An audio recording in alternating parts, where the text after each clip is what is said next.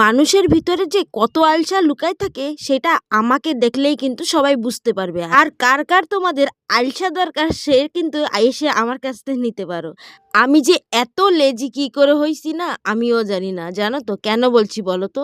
এই ভিডিওটা কতদিনের আগে তোমরা জানতে পারো, সেই বাসন্তী পূজার রামনবমী দিনের ভিডিও করে রাখা হয়েছিল, কিন্তু সেটা ছাড়াই হচ্ছিল না। তাই ভাবলাম আজকে একটু ছেড়েই দিই। অনেক দিনের ভিডিও, তোমরা কিন্তু একটু একটু ক্লিপ আগে পিছনে দেখেই নিয়েছো। ভেবেছিলাম রামনবমীতে সাই মন্দির, রাম মন্দির আরো জগন্নাথ মন্দির, তিনটা মন্দিরে ঘুরবো, কিন্তু সেটাই হলো না। এই যে বর্ষা, জানো তো অসময়ের বর্ষা, রামনবমীতে এত বৃষ্টি হয়েছে যে আমরা সন্ধ্যা হয়ে গিয়েছে ঘর থেকে বেরোতে বেরোতে।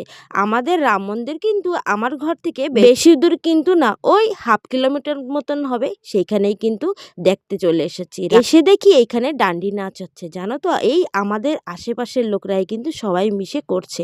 এত ভালো লাগছিল, ওরা এত সুন্দর সেজে গুজে করেছে না।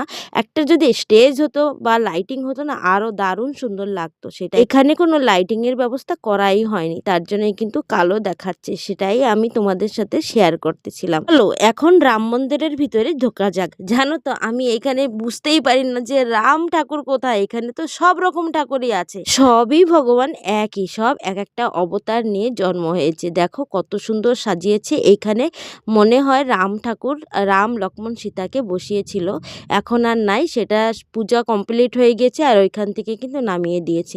আর এই যে আমাদের বাচ্চারা এত ধ্যান দিয়ে ঠাকুর দেখছিল, সেটাই কিন্তু একটু শেয়ার করলাম। আর এই যে আমাদের রাম মন্দিরের অত কিছু বড় না, রামনবমী উপলক্ষে একটু সাজিয়েছে এই পাতা দিয়ে। আর এইখানে জানো তো কোনো কিছু পুজোই হলে ঘরের পুজো হোক আর বা বাইরের পুজো হোক, কতরই আম পাতা দিয়ে সাজিয়ে, জানি না আম পাতা শুভ নাকি হতে পারে এদের কাছে, তার জন্যই কিন্তু আম পাতা দিয়ে সাজিয়ে দেয়। দেখো এখানেও কিন্তু সাজিয়েছে, সেটাই তোমাদের সাথে শেয়ার করছিলাম। আর কেমন লাগলো আমাদের এইখানে রাম মন্দির অবশ্যই কিন্তু কমেন্ট করে জানিও। মন্দির দর্শন করা হয়ে গেল আর তোমাদের সাথেও কিন্তু অনেক শেয়ার করা হয়ে গেল। দেখো আমাদের এই বাচ্চাটা এক ধারে দেখছে, কি দেখছে জানো তো? এই যে দোলনাটা, ওইটাই কিন্তু ওর নজরে কেড়ে নিয়েছে, সেটাই এক ধ্যানে দেখছিল।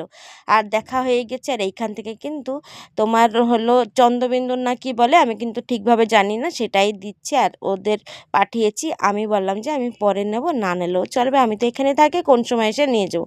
তাও কিন্তু আমি নিয়েছিলাম, সেটা কিন্তু আর শ্যুট করা হয়নি। তারপরেই নেওয়া হয়ে গিয়েছে। আবার দেখে আরেক ধরনের ড্যান্স করছে, সেটাই কিন্তু তোমাদের সাথে একটু শেয়ার করে দিচ্ছি।